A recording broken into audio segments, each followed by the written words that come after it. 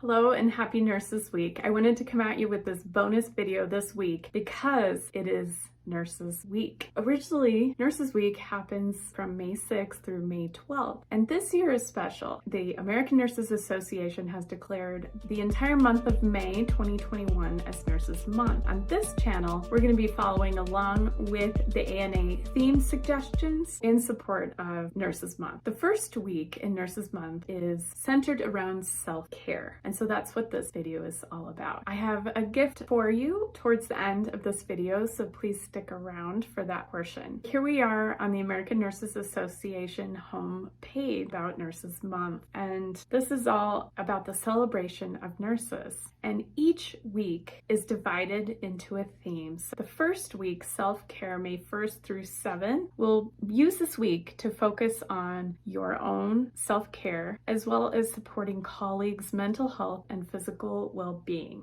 In week 2, we'll talk about recognition. Week 3, we'll talk about professional development of the nurse. In week 4, we'll discuss community engagement, and I'll do a little bit of education on this channel about what it is exactly that nurses do. Let's get started. I'm Lisa Chappell. I'm a doctor of nursing practice and associate professor in studying to have my board certification as a health and wellness nurse coach. I make videos for nurses, students, and caregivers on how to be more empowered and resilient. If that sounds interesting to you, please like this video and subscribe below. Lord knows we could all use some self-care in our lives, especially as nurses. The analogy is so true that when you're flying in an airplane, that you should put the oxygen mask on yourself first before you put it on other people. The reason for that is because if you're passed out, you're not going to be able to help anyone else. This week, I have 5 strategies for you that I want you to focus on this entire week, starting today, on how to take care of yourself better. My first tip is to create islands of care in your day. I would recommend starting first thing in the morning, and maybe you get up 10 minutes earlier than you normally do so that you can sit by a special window, that you could look outside, or just doing something that really nourishes you. For me, I make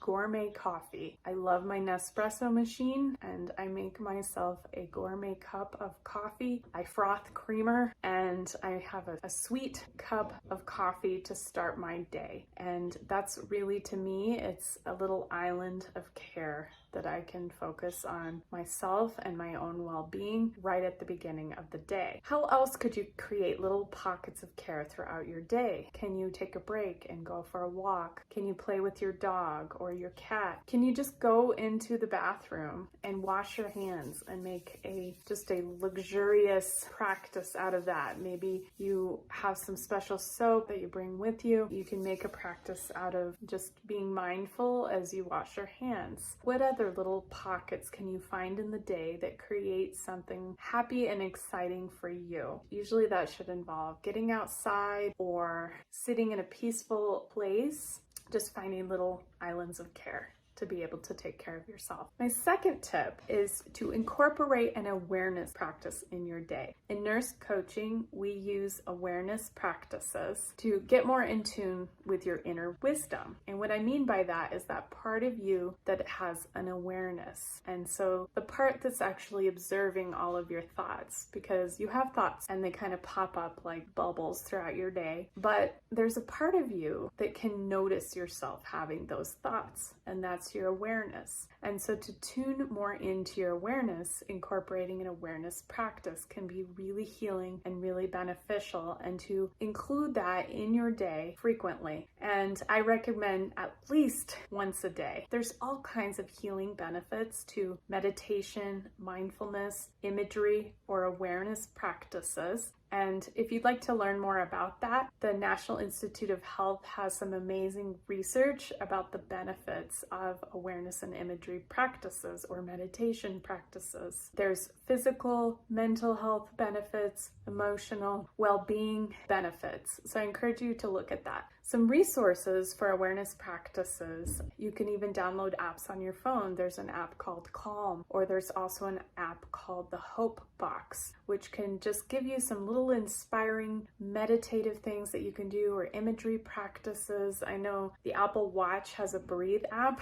which honestly to me is more annoying than it is beneficial. If I actually sit down and do it, it does help calm me down, but it annoys me when it's tapping me and saying it's time to breathe at the most inconvenient times. And so this is more of a time that I would recommend that you set aside in your day where you can do an awareness practice. And if you stick around, I have a gift for you, and I'm actually going to lead you in an awareness practice so you get an idea of what that is. So my third tip is to pick one small dietary change that you can make. And this should be based on what you know that you need. And so maybe to even tune into what that is, you might need to ask yourself some questions or even do an awareness practice ahead of time. But what's kind of been nagging at you with your diet routine that you feel like is something that you would like to work on? Would it be to eat more fruits and veggies, to drink more water, to be more mindful when you eat and minimize distractions, or get off your phone, or stop responding to email while you're eating, and to really make that time more sacred for you? Would it be to eat something healthy for breakfast every day? Would it be to eat more whole foods,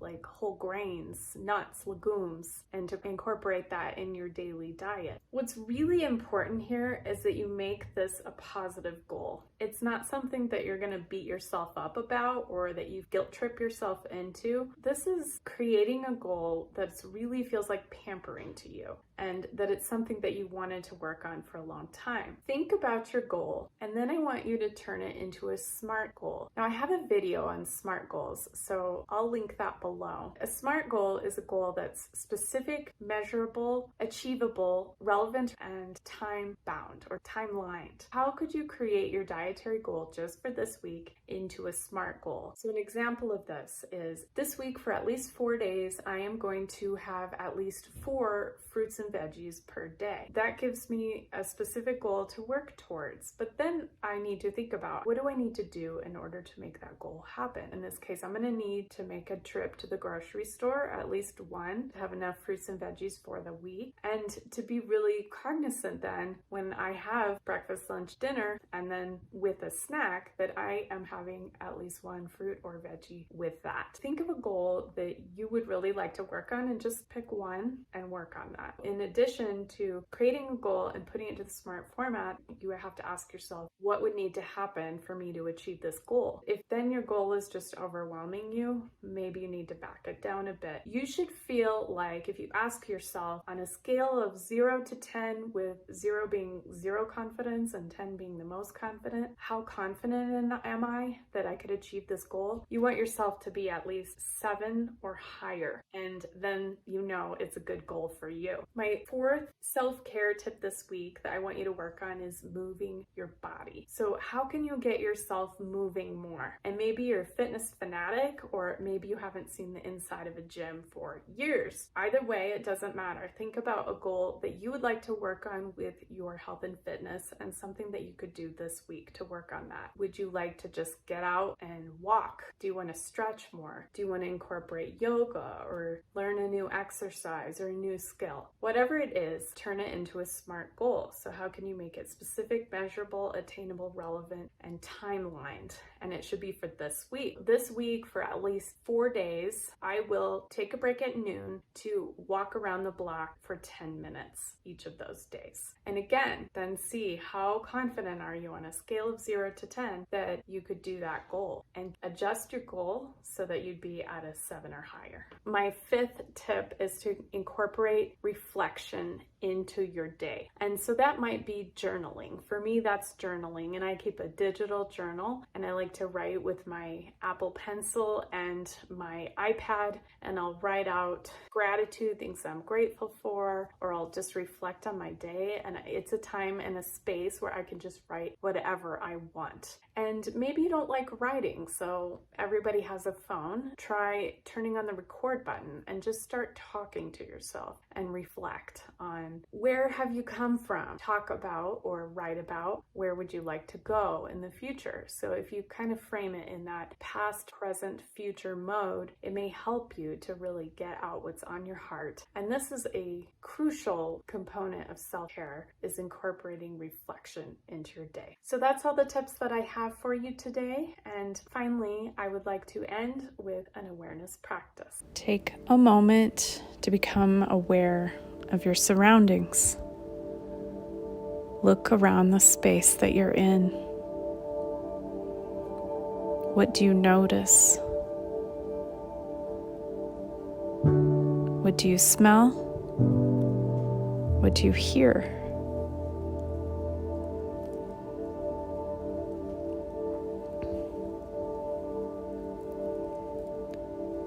Now close your eyes and become aware of your body.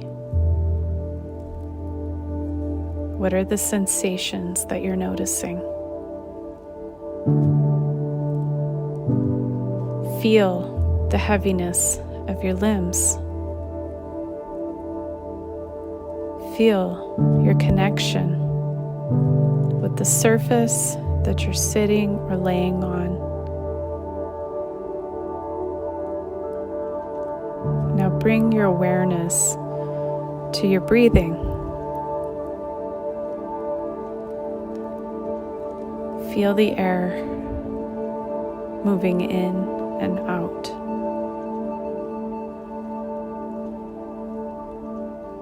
Now breathe in through your nose and out through your nose. Feel the sensation of air moving as you draw it in and let it go. Feel the temperature of the air as it moves through the passage of your nostrils, filling up your lungs and drawing it down into your belly. Then feel the temperature of the air as you release it and let it go. Notice how it feels cooler when you pull the air in, and then how it's warmed by your body as you let it go.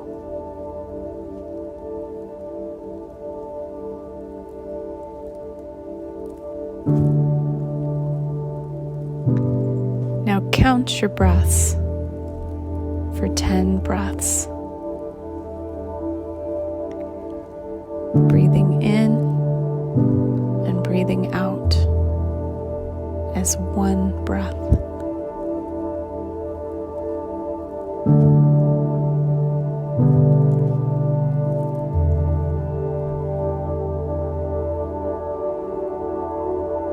If thoughts pop up that are distracting, gently pull your attention back to your breath and counting.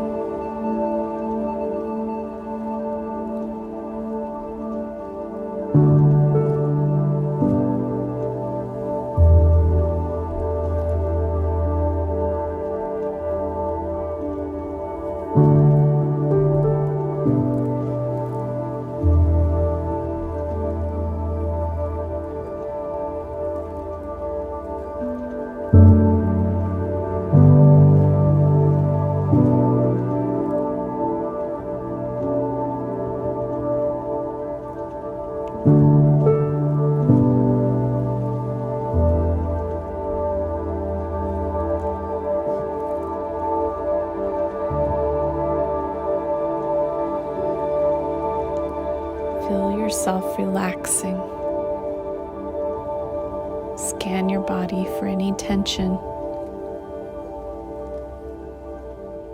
and focus on letting that tension go with the release of each breath and exhalation.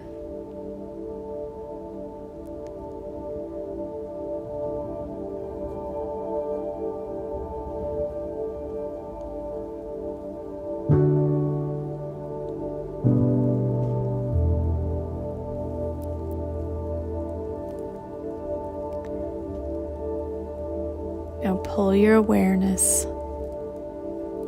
back to the room. Notice the sounds. Notice the energy. Has it changed?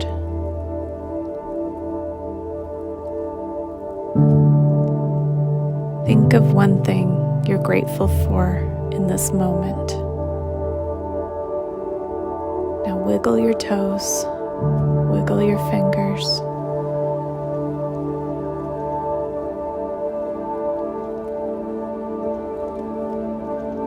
Stretch your neck, stretch your arms, stretch your fingers and toes if you're able. And when you're ready, open your eyes. Happy Nurses Week.